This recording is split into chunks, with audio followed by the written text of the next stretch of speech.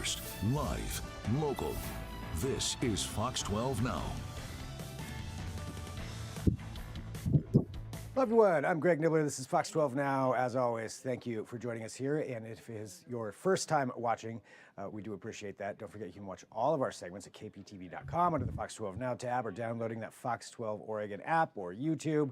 So plenty of places to see it. But we are live here from the newsroom, and we do cover a wide range of topics. And right now we are talking about a duckling in drain diversion program. We're going to explain all of this, of what's going on here, but really a campaign to help prevent ducklings from getting into drains. We have a lot of ducks that show up here in the Northwest, in particular the Portland area, and we're joined now, and I wanted to make sure that I got the acronym correctly. So from the On-Call Community Rescue for Animals, the president of that organization, we have Virginia Borden, who's joining us. And Virginia, thanks for being here, to talk about this. And I think to start off for everybody, can you talk about what the organization is and how it even came about? Sure. Yeah. Thanks for having us, by the way. So OCCRA is what we call it for the acronym. We started about 10 years ago, but just in the last few years, we've gotten permissions to help a lot more with injured, sick, and abandoned wildlife. And that does end up including ducklings and drains. So OCCRA kind of has two camps. We do help out domestic animals with the Multnomah County, but we also cover 6 counties for wildlife emergencies. Okay, so that's a lot there. That's a broad range of things. So before we even get into the duckling side of things, so you mentioned you have domestic and wildlife. Can you maybe give some examples of what kinds of wildlife, or what maybe a typical call would be that you would go out and help on? Yeah, you bet. So all of our volunteers, we cover the North Willamette Watershed District, which is 6 counties. We're called out by either the Bird Alliance of Oregon, which is the former Portland Audubon. The Rehab Center will request our volunteers to come out and capture an injured animal. And a lot of times that's maybe a raptor or an animal where a Good Samaritan doesn't feel comfortable handling that animal for safety, which we absolutely respect. And we are trained to handle those larger birds and birds of prey. And we also get called out by the Oregon Department of Fish and Wildlife, and we have built-in permissions with those departments and with those partner agencies. We'll also respond to help first responders, but it's an array of things. And in the last 15 months, we've captured and transported, I believe, 194 wild animals as of yesterday to the rehabilitation facilities. And when you mentioned volunteers, so how many people are part of the organization, and what's generally speaking the background of the volunteers? Sure. We have currently, I believe, about 22 really active volunteers. We are always recruiting more, so please apply on our website. By the way, we do train in-house. We have a lot of online training, but it's also learning in the field from people who have more hands-on experience with raptors, with small mammals, and those people come from, we have first responders on the team. We have rehabilitation volunteers on the team. It's just folks that learn about us in different ways through social media. And so we do have people come in with a lot of background experience, but that's not necessary. We do train folks in-house. So. And when you mentioned rehabilitation centers, is that, I would imagine that depends on what the animal is, but you have some built in within your organization, or just partnerships with some of these centers that you would take them to? Just partnerships. So I would say over 90% of the wildlife we capture, we're transporting to the Bird Alliance of Oregon, which is in Northwest Portland.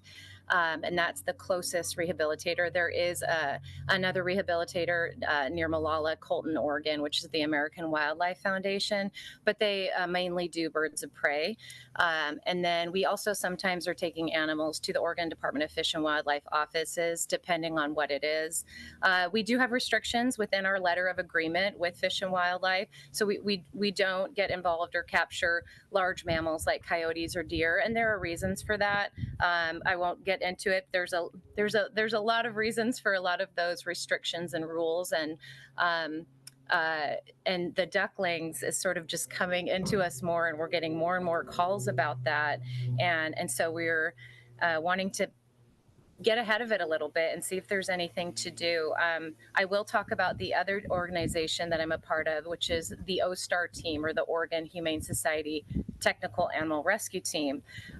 And we do technical rescues, which ducklings and drains is technical in nature as far as rescuing, but neither of the teams, none of those volunteers can go out and rescue those ducklings without first responders or authorities on scene, or those, the sewer companies or the water companies. So we really are needing those other partner agencies to be there. So it's not helpful. Everyone's committing their time to these rescues. And our goal with our volunteer teams is to save those first responders that time and to save them from responding. But these ducklings and drains, it takes everyone, and there's a lot of dangers involved with it too. And so I hope we get to talk about that a little bit. Yeah, absolutely. And let's go ahead and dig into that. I think, to start off, a question that you just asked this, how often would you say that this happens when we're talking about ducklings getting into the drains? Well, that question is exactly why we're doing our data collection. Is there aren't really any good numbers across the country for ducklings and drains. It happens all the time, but there's no statistics, and that's what we're really trying to get. So you can't really do a lot of long-term solutions without the numbers behind it. So that's why we're in that data collection phase. Personally, for Okra and OSTAR, I would say every spring to summer, which is where that hatching season is, we're probably getting between, 20 and 50 calls. And that's just to our teams. I can guarantee that the fire departments and the first responders are getting a lot more. We are reaching out to the local PSAPs or the 911 comm centers to pull those numbers. And it's big already. There's hundreds and hundreds a year. I used to work as a dispatcher for 11 years in Multnomah County for 911. And it was constant. I mean, it's happening everywhere all the time. And so just within 6 counties, I expect our data to be, in the thousands, because we're going back 3 years to really see how many there are. And when we are responding to those, when the fire department's not available or when the water companies aren't available and it's safe for us to try and rescue, almost every time we're not getting all those ducklings. There are casualties, or it's unsuccessful. It's really difficult to go and save them all because they go further down or they're drowning. Ducklings will drown if they're in water and they can't get onto flat ground. So, just that number of calls right there that you mentioned, that's more than even what I thought it would be. And that's just the ones that you hear of. So looking at it, from here, going from, you want to collect this data, but you're also going out there to rescue. What are some of the most important things for the public to know that they could help you out or to help prevent this from happening? Absolutely. I mean, both of our teams are very big on our own safety first, and Good Samaritans, your safety is always first. I know, especially coming from the 911 background, we've heard people try and save animals and get severely injured and or killed while doing so. A lot of times these drains or these collection areas are right beside of a busy road. We won't even stop there without traffic control or high vis, and we do not go inside or subgrade into areas. You can see on the news that there are people that go underground to try and rescue, whether it's a dog, ducklings, whatever, and there is a lack of oxygen. There are gases you can't see unless you have some kind of confined space certification and you work for that utility. You should not be going in there. It might look safe, but it's not. And then someone else is going to try and go in there and rescue you. And the same thing will happen to them. It is extremely dangerous. We do not go at all. We lower things in. We don't even pull drain covers without the utilities or authorities on scene for safety. So if you do hear or see ducklings, your first calls are going to be you can try the fire department. I would try the utility company first, whether it's water, sewer, and then you can try the fire department. But the fire department is very busy, and it depends on what calls are holding. Ducklings and drains are going to be a low acuity call, and that's just realistic for all the counties we respond to, especially Multnomah. Those first responders are extremely overwhelmed with human emergencies, and we absolutely understand that. So they may turn it down, and then you can try the Oregon Department of Fish and Wildlife, and they might dispatch us on it, or the Bird Alliance of Oregon. You are welcome to call us directly, and if we can safely go, we will. We are one of the only organizations that does answer phones after hours, but just be cognizant that we are on calls 15 hours a night for the county as well. So leave a voicemail, send a text, and we'll do the best we can. Looking at this here too, we have an example, I believe, of a rescue of how that would work, just so somebody could have an idea. So it looks like maybe you can describe what's happening here. Yeah, this was, I believe there was 9 ducklings here, and this was Clackamas County Water and Environmental Services came out and pulled the cover for us. They were on scene. And what I'm lowering there is just a simple kind of crab or fish metal mesh collapsible net. This is one of my favorite tools for ducklings and drains. 2 had already drowned when we arrived. And the weird thing about this call is we could hear the mother mallard somewhere in the drain as well. We think that she had somehow gone into one of the larger catch basins to try and get to her babies. And we do use borescope cameras. We, of course, we have 22 volunteers. We can't, as a nonprofit, afford to outfit every one of our volunteers with a borescope camera and all the different pieces of equipment there. So it's a lot of times people are bringing what they have. They're being creative. I do really like that basket. It's one of my favorites. But we have a bunch of different tools that we use. So we were unable to find Mom on that call, but the Clackamas Environmental Services was wonderful in helping us, try. However, she was most likely able to make her way out, whereas the ducklings could not. And these, again, that's an example of these rescues. And as you mentioned, working with whoever the utility company is and whoever the different organizations are there, for you and for talking about this organization, what is it that drives you to do this, to want to do this, and to get the word out there for other people about rescuing these animals? Well, sure. I mean, it's kind of cliche, especially in talking about this campaign, but we try and help all the animals that are falling through the cracks. There is a lot of amazing organizations, especially in the Northwest, that are rescuing, or they're involved in domestic adoption, foster, vet care. But when I was at 911, we would receive so many calls for wildlife specifically. And when we're talking about capture and transport, like the wildlife taxi service that never really existed. And that's really how OCCRA developed their mission around that capture and transport need.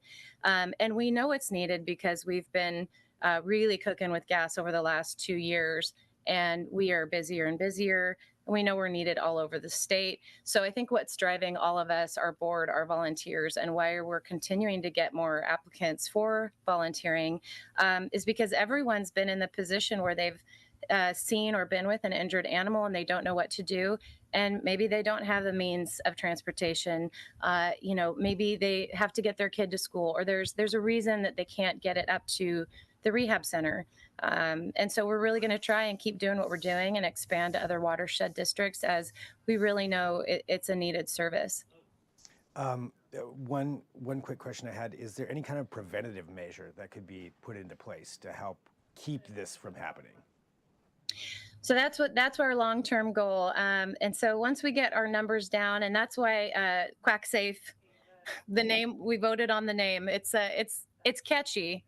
It is. It's a little cheesy, but it's catchy. So Quacksafe, we upgraded our website so that Good Samaritans, members of the community who know about hotspots with these drains, where this happens every year, they can go online, they can fill out the form, put photos in there. We have an integrated map, and then we can then take that information and approach the utilities, or even the county, the city, the state, whatever, and with those numbers in hand, we can then develop some kind of maybe seasonal cover. There's folks all over the country who've tried to do temporary fixes, and it's just not a long-term solution. So we haven't developed the product yet, but we're doing it. It works best this way. We come in with the numbers, then we developed a product, and we can approach those folks with some suggestions already in place. And so we'll need help with that down the road. Maybe we have somebody who's got a nice 3D printer. It can help us with some seasonal covers or suggestions. Those covers can't interfere with the infrastructure or the needs of those drains. And they can't make those employees have to go back out and check them all the time. We don't want it to become a burden for those utilities. We want it to actually save them time and save lives. So that's a big topic, and we'll get to that after we get all these fancy numbers in our system. And there it is. So getting that data and then figuring out what you can do from there with that. And you mentioned it for Quacksafe and for the public, but can you just let everybody know again where it is that they can go to and how they can engage with the organization? Absolutely. Our website is www.okrapdx.org, and that's OCCRAPDX.org. And Quacksafe is on the top on one of the pages titles, so you'll be able to click right on it. We're also on Instagram and Facebook, and you'll be able to follow links there, as we're going to be talking about it a lot there as well. So, and keep us in mind if you know anyone who wants to volunteer. We need folks down in Marion County, Columbia County, more the outer areas where we're getting a lot of calls, but we don't have a lot of folks out there. So thank you for your time and sharing about our program. Absolutely. Thank you for joining us, and sharing what you do and the important work that you're doing. And so as you mentioned, looking for volunteers. So anybody that's watching too, feel free to share this program, this segment with other people, especially, to get the word out, number one, but also maybe there's somebody out there that would be interested in volunteering and just doesn't know there's an opportunity to do that. So a good way for that too. Well, Virginia, thank you very much for joining us. I really, really appreciate it. You being here on Fox 12 Now today. Thanks, Greg. Appreciate it. Have a great day. You too. And for everybody watching, again, we are live here from the Fox 12 Oregon newsroom. We're live every afternoon. Wide range of topics that we cover. Coming up at 2 p.m., we're going to be talking about the Pacific Northwest Survival Games, which is a competition that's going to be happening in a couple of weeks. It's kind of like Alone, if you've ever seen the show Alone, only Northwest based. And so that's something we're going to cover. We're also going to talk about Intel. So we've got Intel that's going to join us to talk about artificial intelligence and some of the different things that they're doing with the Olympics, but also to help people with disabilities at the Portland airport. So again, wide range of topics. Like I say it all the time, but that really is what we do here. So thanks for joining us. We're going to regroup here. I'll be back live at 2 p.m. Pacific, so about 10 minutes or so on whatever platform you're on. You can find me there, or of course, you can watch all of these segments afterward as well. I'm Greg Nibbler. This is Fox 12 Now.